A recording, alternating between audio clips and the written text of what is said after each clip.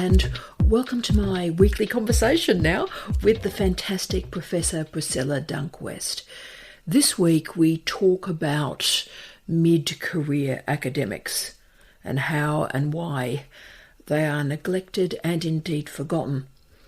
We use all sorts of words and phrases these days to explain or indeed justify why academics, say 10, 15 years into their career, leave the sector. We use words like churn and burnout. For me, these are band-aid words, and these words block us from really seeing what is going on. What's happening is we're getting easy answers to difficult questions, and indeed in our tough times, answers to questions that no one's really asking. So let's talk with Priscilla to get inside these difficult questions and also fathom some key, granular and useful answers. Priscilla, there is so much attention, quite rightly and wonderfully, where we place a focus on early career researchers. But if you think about it, early career researchers, they come from the hyper-scaffolded experience of a PhD. So they've already got momentum from a whole caring infrastructure around supervision. But what do you believe are the risks and the challenges for our mid-career academic colleagues?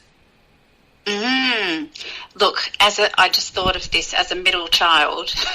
I can say you get stuck in the middle, right? So you're looking towards your early career researchers, you're looking towards your very senior, researchers, and being stuck in the middle somewhere may be cast adrift. Maybe that's one way of looking at it. I suppose it's a weird measurement, right, to think of yourself as being in the middle. And so it can be like you're not quite this and you're not quite that, right? Wow. So particularly since all the funding bodies are often, are you X amount of years past your PhD? And then all of a sudden you go, oh, I can't claim that anymore. But nothing's really changed. I'm still doing the same things. Wow. I'm still teaching and researching, and I do some administration for the university, so it's a sort of, it can feel like you're a bit adrift, I think, so it's tricky. And then the other measurements around the mid-career space, like, is it age, is it number of years in the university? In social work we have lots of people who come from practice, myself included, who then do a PhD and go in and often feel like the clock has stopped and want to say to people, but I was a manager, or but I have all this expertise, but it's not sort of ranked, and so, or valued perhaps, or people feel like it's not quite valued. So it is a weird space to be in, I think, and I think that's really important to recognise, because I think universities sometimes make people feel like they're not enough. They haven't done enough research, or they haven't published enough, or they don't have enough teaching experience, or they haven't got enough money. And so there's this constant sort of sense of, I have to then go and get this next grant, or I have to be publishing, or that was good to publish that, but on to the next thing. And so taking a moment to really reflect on your career, I think, is really important, and where you are at and what your needs might be. And that might be different for different disciplines, I think, in universities. I love that. And also speaking the words, so a consciousness of that mid-career experience and saying, this is who I am, putting a label, putting a language around it and speaking of it. Because I know certainly the ARC is a great example. Schemes were supposedly introduced for the mid-career researcher, but the future fellowship ended up being given to many, many, many professors that by many, many definitions are not mid-career. That's right, who are obviously going to, are at different stages of their career. So, how does that work? Again, this whole competitiveness and hierarchy in universities is so intense. It's so intense. And look, I think it's so unproductive, Priscilla. I mean, you and I have talked about this. Maybe we'll do one of our future conversations about this, because I don't have a competitive bone in my body. I want to care for, I want to walk with people rather than walk over them. But Absolutely. Perhaps the nature of neoliberalism is it's, competitive, and you've got to get out in the car park and you've got to have a fight with people. And so for mid-career researchers, they're looking at these senior scholars abusing each other and comparing metrics and what's your H index and stuff. And they're just going, well, I can't compete in this situation, and what do I do? Which I think leads me to the next question. I really want your answer on this, because this does trouble me, particularly after the pandemic. There were all these research projects about burnout. It became the word. In social work, in education, I think we've always referred to the churn of staff. We've used churn as a verb or a trope. But I think burnout is a proxy for something. Now, is it a proxy for something going wrong with a mid-career colleague? Yeah, I mean, obviously, I think in the face of that competition, that hyper competition, the intense pressure, I think the most radical thing you can do is reject that, right? And act in ways that go against that. Collaborate. Lift other people up. Kindness, right? Radical. I mean, maybe it's a way to remake the university through those processes. I think burnout is a really interesting area, and in social work, for example, we've had a real recognition that child protection social workers, for example, burn out, right? Yeah. The work is emotionally demanding, it's difficult, there's a lot of stigma attached to it. It can be really hard work, and workforce planning around that has always looked to solving the problems of burnout and, how do you retain staff? And this concept of vicarious traumatisation is helpful when thinking about burnout, because what it does is it turns the individual from, or looking at an individual from a deficit lens, to going, this is a normal response to a really hard environment. And so you don't individualise the problem, you look to the structure that the person sits within for the reason for that so-called burnout. And so in universities, we have to ask ourselves the question, why would people be getting burnt out? What are we doing to contribute to that as an organisation, or as a management group, or as a culture within the university? And then what can we do to alleviate people's distress in that space? What can we do to reduce the effects of burnout, if you like?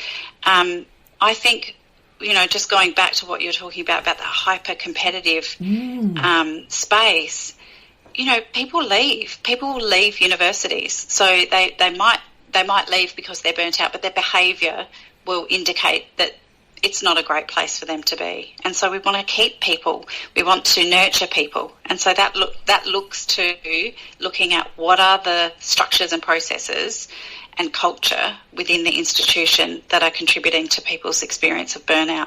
And there's nothing wrong with you if you feel burnt out. I think that's the other message. It's not your fault. No, and it's a proxy for something else. I think we've worked something out this week, that all the hyper-individualism and the competitiveness means that everybody is feeling like this atomised academic, and we've then got this normative neoliberal structure of what success looks like. So these two formations are not coming together. So if someone is happy being a senior lecturer, loving their teaching, producing a couple of refereed articles a year that they're terribly proud of, isn't that a version of success? Yes, exactly. And I think when I first got into academia, I remember thinking, I looked something up, or I don't know how I knew this, maybe it was anecdotal, but there was this understanding that most people retired at senior lecturer level. That's right. And so that's okay. Like, so with this idea of kind of, constantly having to reach this level, puts an enormous pressure on people, and an expectation that doesn't necessarily fit people's, well-being, ways of working, ways of thinking. And they're rendering in the plurality of definitions of their understanding of success. I think that's crucial. And even when we're doing promotions, and you and I have both been on promotions committees, talking about the senior lecturer bottleneck, or in the UK, the principal lecture bottleneck. Maybe it's not a bottleneck. Maybe it's just people are comfortable at that stage of their life and enjoying academic life as part of a wider context. Now, why is that a problem? Amazing. And that leads, of course, to my next question is, we have all these processes in our universities, like annual performance reviews. You and I have done them. We do them for others. They've been done to us. But how can we make these processes better, more andragogical, if you will, more benevolent for mid-career researchers, rather than just go through and go, oh, well, you haven't hit that metric, what are you going to do? How do we create those performance reviews that are meaningful and beneficial? They've got to be a fertile space, right? So they've got to be somewhere where you can kind of smell the soil and see the new shoots of life coming up. And so you need that nurturing, supportive environment, but it's also a space where you can connect. So for people who are taking a minute to go, where am I at? What am I doing? I'm really busy. This is a time for me to really reflect on where I've come from and where I want to get to. And that might not look like what you and I have been talking about in terms of the expected hierarchy. It might look to, innovate in terms of the student experience.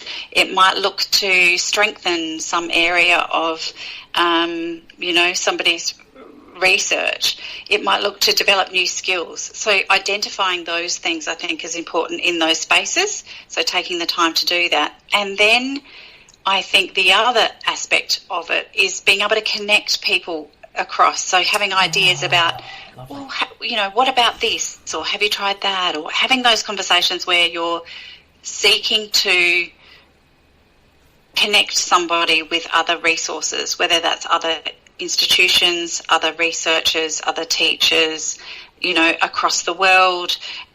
You're in a position when you're hearing people's stories in those performance reviews, and so you get a kind of snapshot of what's going on in a particular area. So being able to connect people, I think, is important.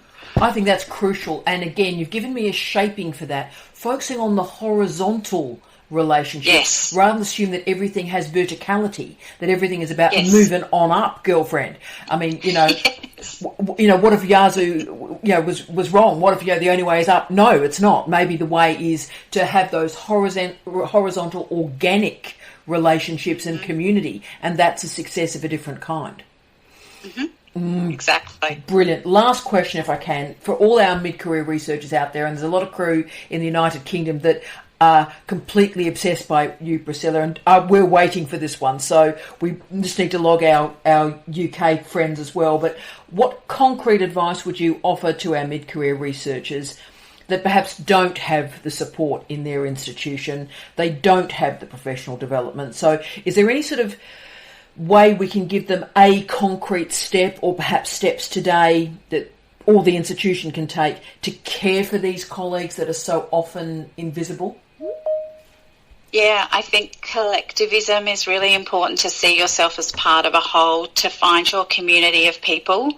I remember when I was working in the UK, I met a bunch of women who I'm still connected with, and we formed this kind of very informal group to just connect, meet up, talk about the work, talk about our careers. So that was outside of our institutions. It led to research networks. So doing those sort of collective things, I think, is really important.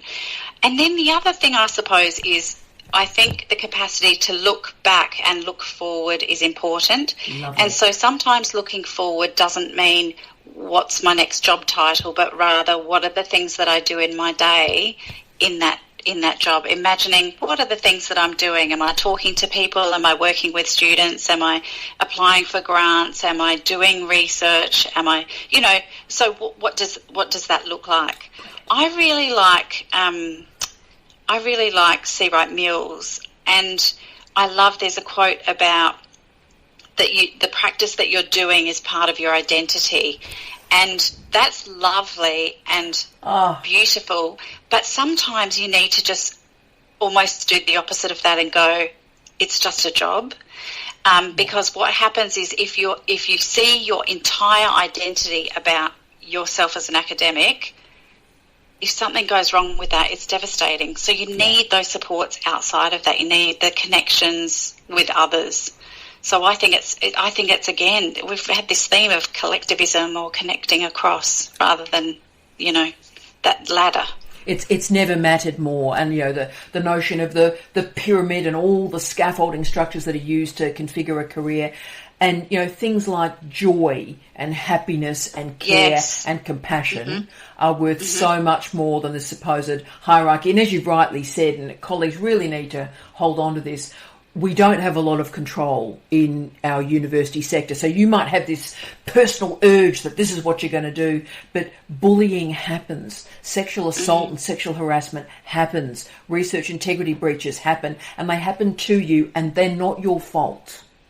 So, that's right. So it's having that beautiful concretised strategy and support structure to help and walk with you through these challenging times so you feel cared for. That's probably what institutions can do, I think. Absolutely. And universities are, we know that, you mentioned sexual assault in universities. We know that it's our institutions. It's not surprising to me that this happens in institutions because it happens in society, in the world, and look at the rates. And so institutions are taking steps to address that through safer communities and initiatives.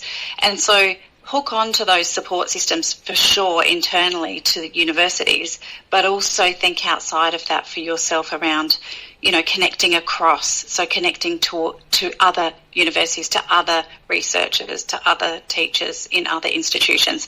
And I think stories of people's experiences in institutions can be really helpful.